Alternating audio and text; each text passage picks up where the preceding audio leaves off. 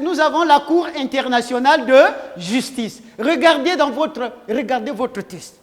Faites la lecture silencieuse de cette partie. Faites la lecture silencieuse. Lisez d'abord silencieusement. Oui, puisque tu veux lire, vas-y à haute voix. Le 7, c'est le conseil de... Bien, on peut mettre conseil, bon, il n'y a pas un ordre bien défini, ça va?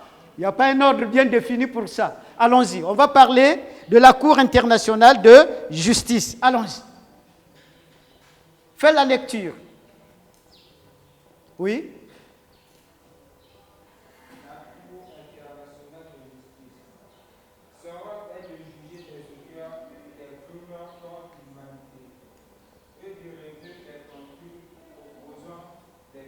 Alors, on va vite.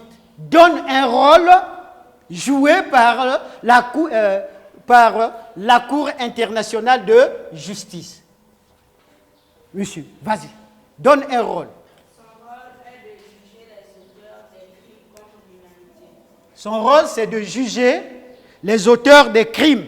Donc, ceux qui font des crimes sont donc jugés par la Cour internationale de justice. Et vous, qu'est-ce que vous dites? Voilà. La RDC a des problèmes avec le Congo. Cela est résolvé par la Cour internationale de justice, qui est un organe de l'ONU. Donc nous écrivons la Cour internationale de justice. La Cour internationale de justice, point. Vous y êtes? Vous écrivez. Elle a pour rôle deux points. Vous écrivez ceci. Elle a pour rôle deux points à la ligne tirée. Vous mettez un tiré. Juger. Voilà. Mettez à l'infinitif. Juger les responsables de crimes contre l'humanité. Voilà. Si vous commettez un crime, eh bien, vous êtes attendu à la Cour internationale de justice. C'est là où vous allez répondre de vos crimes. Hein, des gens qui aiment commettre des crimes, là. Vous allez répondre là-bas. Donc, juger, elle a pour rôle de juger les responsables des crimes contre l'humanité. L'humanité avec H. L'humanité. Point virgule. Ça, c'est le premier rôle. Le deuxième rôle. Ici, on ne prend pas tous les rôles, hein, mais on cite l'essentiel. Régler les conflits. Régler les conflits qui opposent deux pays. Régler les conflits qui opposent les pays de manière juridique. Régler les conflits qui opposent les pays de manière juridique.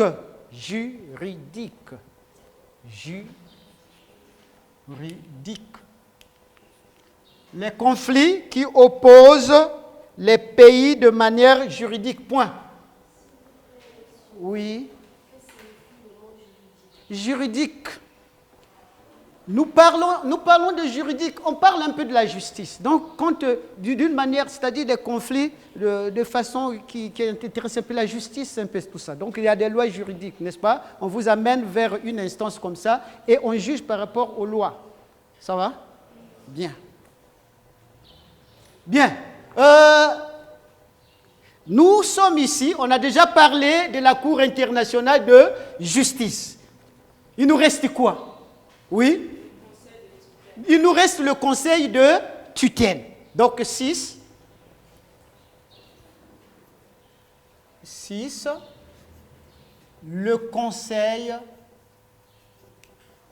de tutelle. Le conseil de tutelle. Le conseil de tutelle. Alors on fait une lecture silencieuse. Une question? Une lecture silencieuse. Oui, faites la lecture. Le conseil de tutelle, cet organe n'a plus de rôle à jouer parce qu'il n'a plus de pays sous mandat de la SDN depuis 1950. Eh bien, il y avait au sortir de la Première Guerre mondiale, il y avait des pays qui étaient mis sous mandat de la SDN. Mais ces pays, on avait donné la charge à l'ONU, donc dans cet organe-là, de gérer ces pays-là.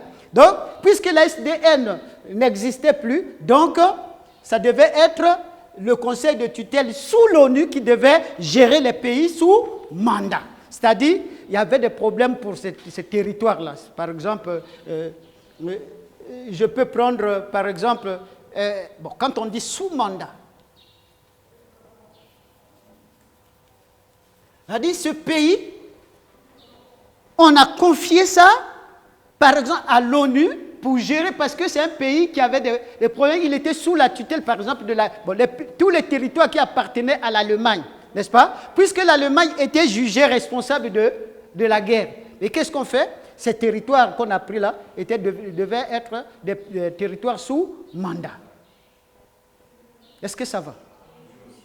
Par exemple, la ville de Danzig. C'est une ville qui était sous mandat de... Donc puisque les pays sous mandat n'existent plus. Le dernier cas, c'était en 1994. Donc, cet organe n'a plus sa raison d'être. Vous écrivez. Le conseil de tutelle, de nos jours, virgule, de nos jours, virgule, ça va? Le conseil de tutelle de l'ONU n'a plus de rôle à jouer. De nos jours, virgule, le conseil de tutelle de l'ONU n'a plus de rôle à jouer. À jouer. Ah. N'a plus de rôle à jouer. Le conseil de tutelle de l'ONU n'a plus de rôle à jouer. Parce que à partir de 1994, parce qu'à partir de 1994, il n'y avait plus de territoire placé sous tutelle. On peut dire sous mandat, sous tutelle. Parce qu'à partir de 1914, il n'y avait plus de territoire placé sous tutelle de l'ONU. Tutelle. Sous tutelle de l'ONU. Est-ce que ça va? Oui. Sous tutelle de l'ONU. L'ONU a remplacé la SDN. Vous voyez, non? Donc, tout ce qui était... les problèmes de l'ONU ont été donc pris en charge par... Les problèmes de la SDN ont été pris en charge par l'ONU. Vous voyez, non? Donc l'ONU a continué le travail. Oui, ce territoire a été placé sous mandat de la SDN. Mais lorsque l'ONU a remplacé la SDN, mais on ne pouvait plus parler de la SDN. Donc on dit sous tutelle. Regardez même jusqu'en 1994, on ne pouvait plus parler de la SDN. Vous comprenez, non? Voilà pourquoi nous disons sous tutelle de l'ONU. Parce que la SDN n'existe plus. L'État est une continuité. Bien, voilà donc les principaux organes de quoi? De l'ONU. Oui, une question.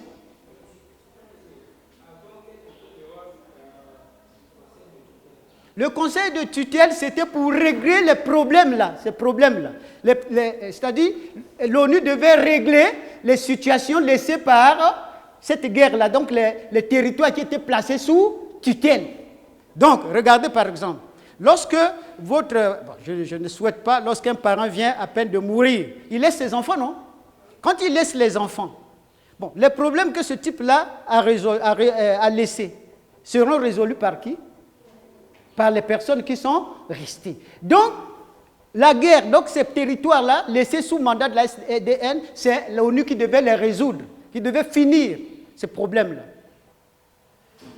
Est-ce que de remettre ces pays-là dans les normes? Parce que, regardez, ils étaient comme un pays qui était dominé. Donc, on devait enlever cette domination-là.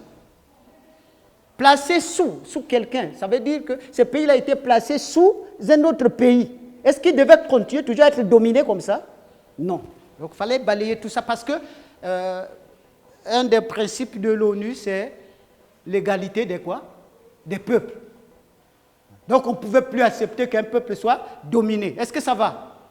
Bien. Maintenant, on va passer. Nous avons dit que l'ONU a mis en place 2 organisations. La première, c'est les organes et la deuxième, c'est les institutions spécialisées.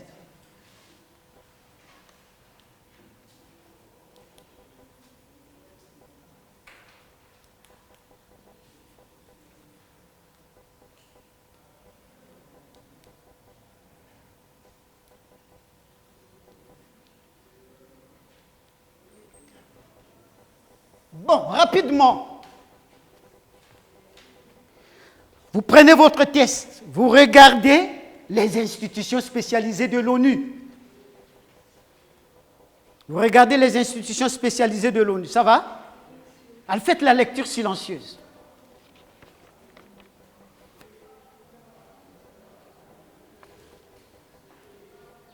Faites la lecture silencieuse. Alors moi je vous demande simplement de faire la lecture à haute voix. Lit, malise, c'est ça, non? Voilà, faites la lecture à haute voix, mademoiselle.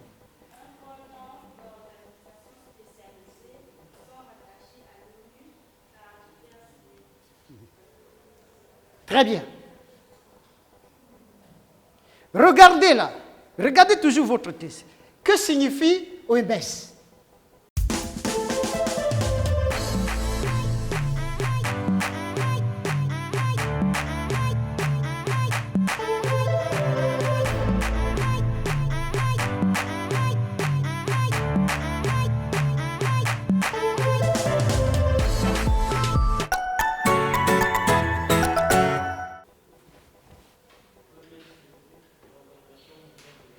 L'Organisation mondiale de la santé.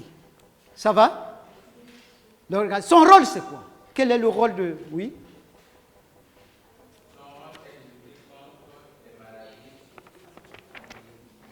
Endémique, les maladies endémiques. Quoi encore? Épidémique dans le monde. Et une autre institution. Oui?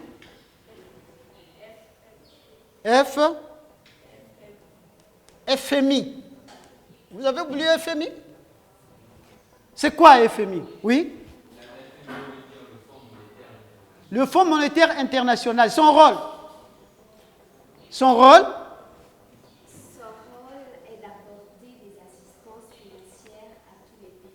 Voilà, on apporte un apport financier à tous les pays du monde. Lorsque, par exemple, le Congo est en difficulté, on va vers le FMI pour négocier, on va voir les possibilités pour que le Congo soit aidé par cette institution. Rapidement, quoi encore? Oui? FAO. Oui, son rôle? Fais vite. La faim dans le monde. Donc, s'il y a la faim, hein? S'il y a la faim dans le monde, il y a un pays qui souffre, là où il y a pénurie de nourriture, et on vous envoie ça. Bien. Maintenant, quoi encore? Quel autre? Oui? L'UNESCO. Ça veut dire quoi, UNESCO? Allons-y. UNESCO. Allons-y, mademoiselle. Fais vite. Regardez, on ne commence pas ici. Si vous commencez là, vous allez fausser. Organisation des Nations Unies pour l'éducation, la science et la culture. Alors, son rôle. Donne son rôle. Regarde son rôle là, oui. Le rôle de l'UNESCO. L'UNESCO, son rôle. Elle lutte contre l'alphabétisme. Regarde bien, elle lutte contre l'analphabétisme dans le monde. Donc, les gens qui ne savent pas lire et écrire, au monde d'aujourd'hui, là, nous ne voulons plus des gens, parce que l'analphabétisme est un fléau. Celui qui ne sait pas lire et écrire, c'est un fléau social. Regardez, on a écrit là, danger, vous ne pouvez pas passer par là. Mais toi, tu ne connais pas lire, tu vas là-bas et puis tu meurs. Et puis, on ne peut pas se développer avec les analphabètes. Alors, on passe. Quel est autre? Oui? Le bit. B-I-T. Voilà comment on lit ça, n'est-ce pas? C'est quoi? Bureau international de travail. Et quoi encore? Oui? L'UNICEF. UNICEF, c'est quoi? Oui? Alors, voilà. Fonds des Nations Unies pour l'enfance. Ça va? Son rôle, c'est quoi? Oui? Son rôle est d'assurer la protection et l'épanouissement des enfants. Voilà. Est-ce que ça va? Bon. Enfin, nous allons parler de quoi? Oui? Là, quoi? PNUD. Voilà comment est-ce qu'on lit ça. Vas-y, PNUD. Très bien. Le programme des Nations Unies pour le développement. Voilà, ce sont les institutions de l'ONU. Et le PNUD joue quel rôle? Oui? Il a pour rôle d'aider les populations du monde à accéder aux meilleures ressources. Très bien. Est-ce que vous avez vu? Maintenant, regardez ces deux mots-là. Les maladies endémiques et les maladies épidémiques. Est-ce que ça va? Bien. Les maladies épidémiques. Quand on parle de maladies épidémiques, c'est quelle maladie? C'est un pays, mais d'une façon perpétuelle. Donc, c'est continu. C'est comme si c'est une maladie qui va... C'est-à-dire, c'est propre à une contrée. Mais c'est une maladie permanente à une contrée. Ça va? Mais quand on dit une maladie épidémique, oui? Oui, mais qui attaque une localité, beaucoup de gens dans une localité. Ça va? Bon, maintenant, quand on dit la pandémie, c'est quoi? Tel que nous avons aujourd'hui le coronavirus, c'est quoi?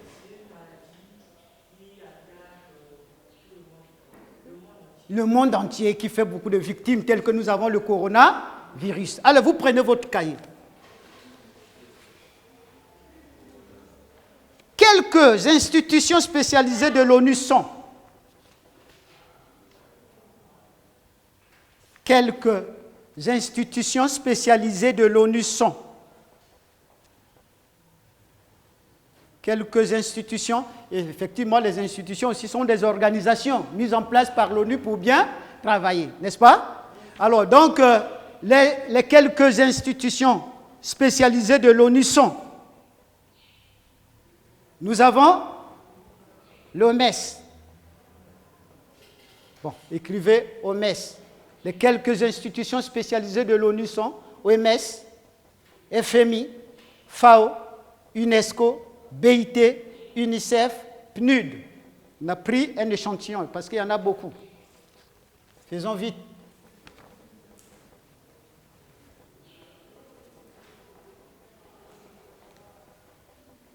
Faisons vite. 1.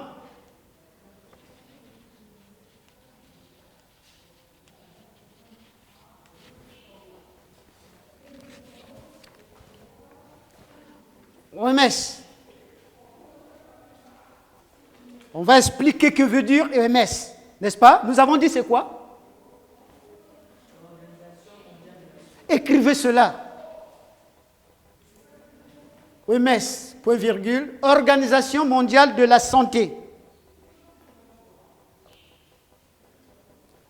Dont, regardez, dont, on va donner son siège. Dans, non, on donne d'abord le rôle. Dans son rôle,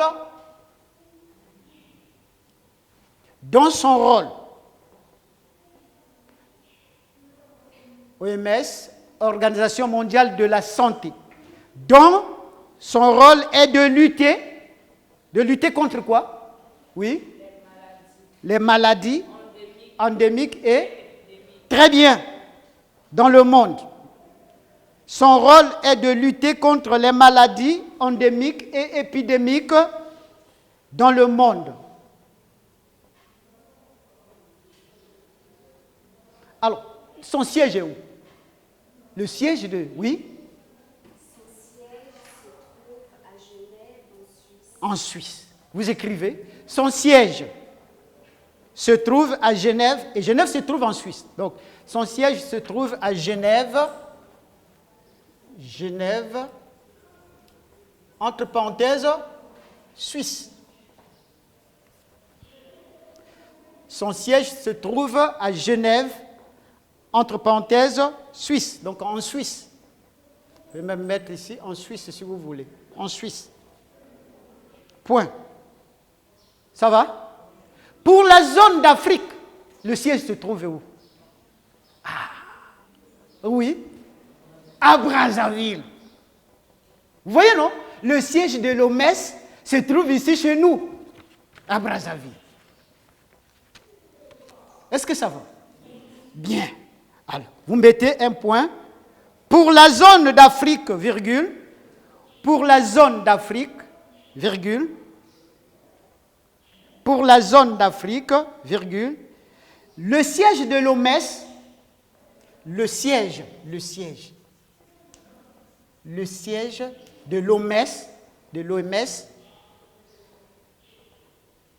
pour la zone d'Afrique, virgule, le siège de l'OMS est Brazzaville.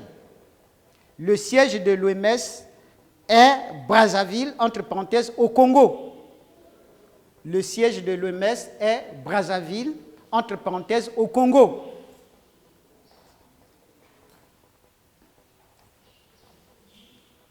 Le siège de l'OMS est à Brazzaville, Brazzaville, donc au Congo, entre parenthèses, au Congo. Ça va? Bien. On passe à quoi? Voilà, FMI. Écrivez. 2 FMI.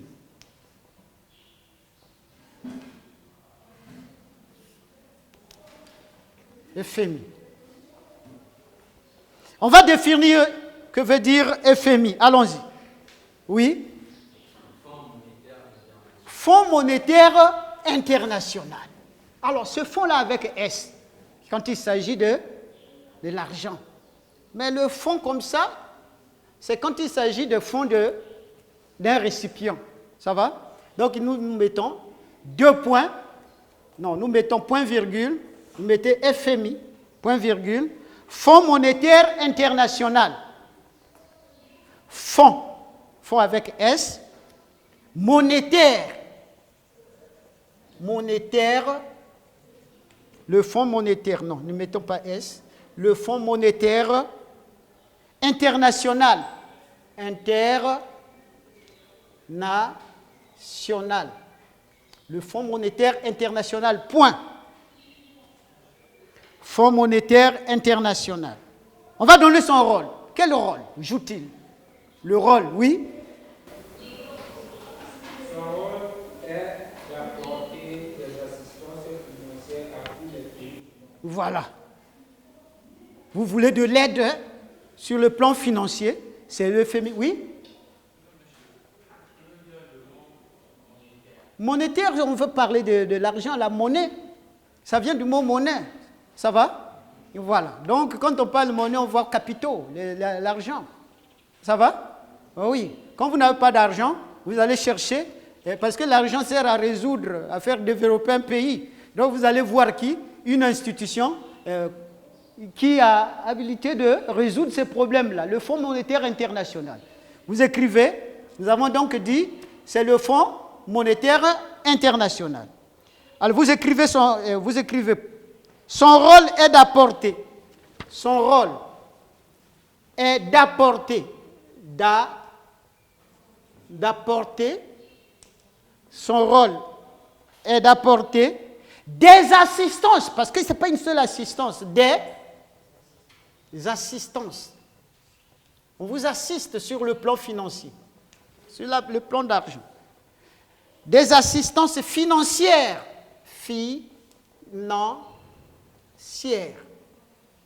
Des assistances financières à tous les pays membres. À tous les pays membres du monde. Ou bien à tous les pays membres, c'est tout. D'apporter des assistances financières à tous les pays membres.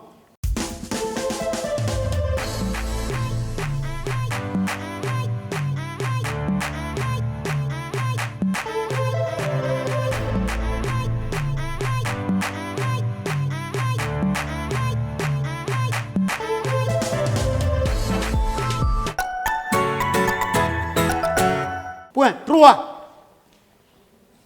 FAO. On va vite, faites vite. FAO, ça veut dire quoi FAO? Oui. Alors écrivez. Organisation des Nations Unies pour l'alimentation. FAO, Organisation des Nations Unies pour l'alimentation. Et l'agriculture. Très bien, de ce complément. Organisation des Nations Unies pour l'alimentation et l'agriculture. Point. FAO, Organisation des Nations Unies pour l'alimentation et l'agriculture. Son rôle, c'est quoi? Regardez. Oui. Son rôle est de lutter contre la faim. Voilà, contre la faim dans le monde. Écrivez. Point.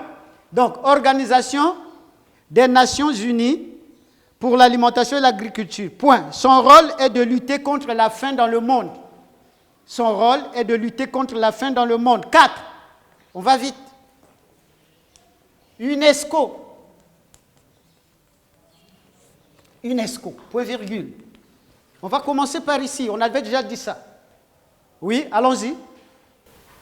L'Organisation des Nations Unies pour l'éducation, la science et la culture. Alors écrivez cela. Organisation des Nations Unies pour l'éducation, la science et la culture. Faites vite. Organisation des Nations Unies pour la science, pour l'éducation, la science et la culture. Son rôle est de lutter contre l'analphabétisme. Son rôle est de lutter contre l'analphabétisme. L'analphabétisme dans le monde. 5. BIT. Point virgule. Oui. Bureau international du travail. Allez-y, écrivez. BIT. Point virgule. Bureau international du travail. Bureau international du travail. Bureau international du travail. Bureau international du travail. Point. Ça va? Son rôle? Oui? Son rôle est d'élaborer les règles du travail dans le monde. Écrivez cela. Son rôle est d'élaborer, élaborer.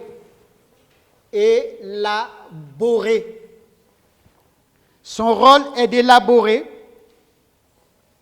les règles du travail dans le monde, donc les dispositions, la bonne condition de travail dans le monde. Son rôle est d'élaborer les règles du travail dans le monde. Ça va? 6. UNICEF.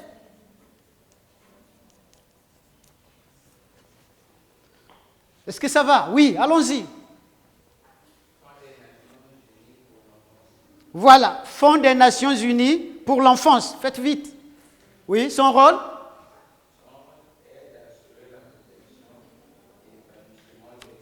Voilà, on protège les enfants contre les maladies infantiles, ainsi de suite. L'épanouissement de l'enfant, l'enfant de s'épanouir. Alors, son rôle est d'assurer la protection. D'assurer. Hein? Vous êtes où?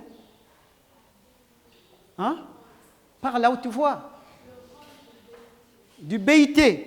Le BIT, on a dit, son rôle est d'élaborer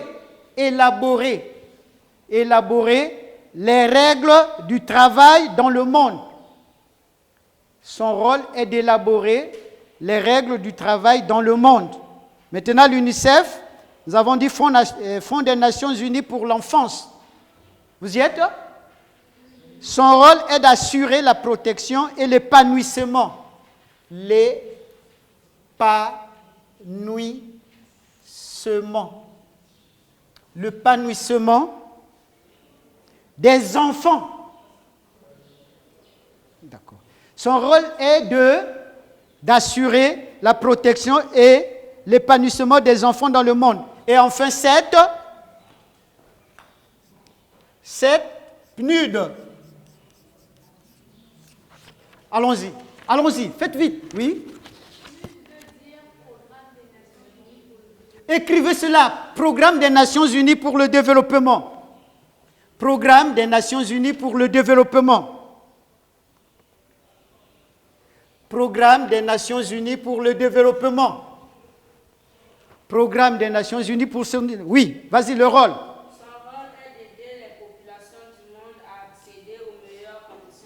Très bien, écrivez cela. Son rôle est d'aider les populations du monde à accéder aux meilleures conditions de vie. Donc, le PNUD regarde un peu le développement des pays. Donc, il regarde si vous avez les meilleures conditions de vie. Programme des Nations Unies pour le développement, son rôle est d'aider les populations du monde à accéder aux meilleures conditions de vie. Les conditions de vie, donc c'est son affaire. Conclusion. Conclusion. Faites vite. Les organes. Oui. Ça va. Asseyez-vous. Les organes et les institutions spécialisées de l'ONU. Écrivez. Nous sommes en conclusion. Les organes et les institutions spécialisées de l'ONU jouent, c'est ce que nous voulons dire, jouent un rôle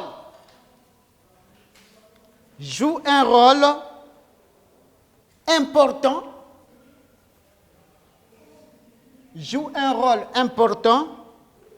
pour son fonctionnement. Donc l'ONU, c'est ce que nous avons dit, l'ONU pour bien travailler, pour bien fonctionner, a besoin des organes et des institutions spécialisées. Les organes et les institutions spécialisées jouent un rôle important pour son fonctionnement. les organes et les institutions spécialisées de l'ONU jouent un rôle important pour son fonctionnement. Point. Allez, vous fermez votre cahier.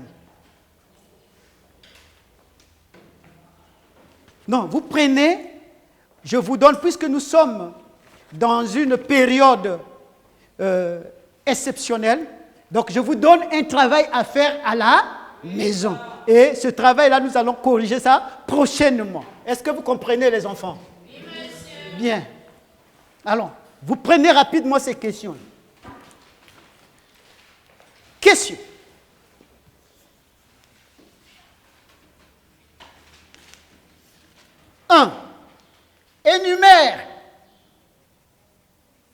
Énumère 4 organes de l'ONU et précise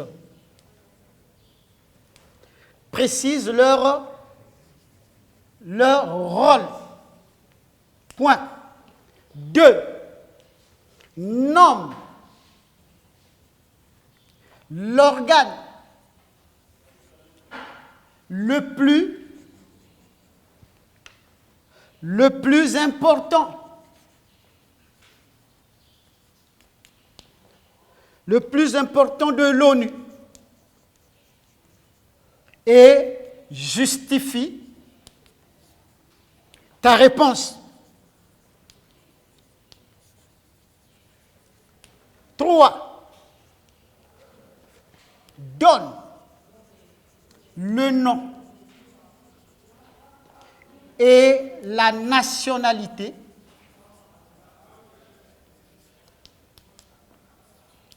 de l'actuel secrétaire général de l'ONU. 4. Défini. 2 points. OMS. Point virgule. UNESCO. Et donne leur rôle. Voilà le travail que vous devez faire, parce que vous ne pouvez pas rester comme ça à la maison sans faire le travail, ce travail-là. Vous devez faire. Prochainement, nous allons donc passer à une nouvelle leçon intitulée les réussites et les problèmes de l'ONU. Je vous remercie.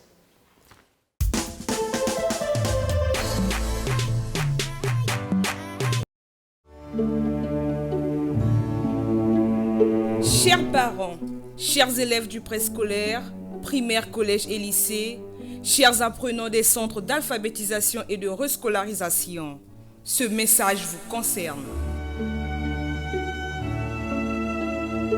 L'école à domicile, c'est le nouveau programme du MEPSA. Désormais, apprenez via la télévision, la presse écrite et les réseaux sociaux à partir du site www.menepsa.org et de l'application L'école à domicile. Vous avez également la possibilité de suivre les cours à partir de la page YouTube MEPSA Congo, l'application Télénanga MTN Congo.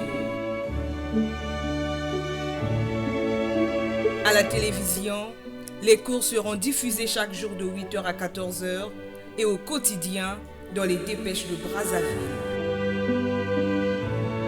Maintenir la flamme de l'éducation dans la famille, un devoir des parents en cette période de crise sanitaire due au Covid-19. Tous derrière le MEPSA pour sauver l'éducation face à la pandémie du Covid-19.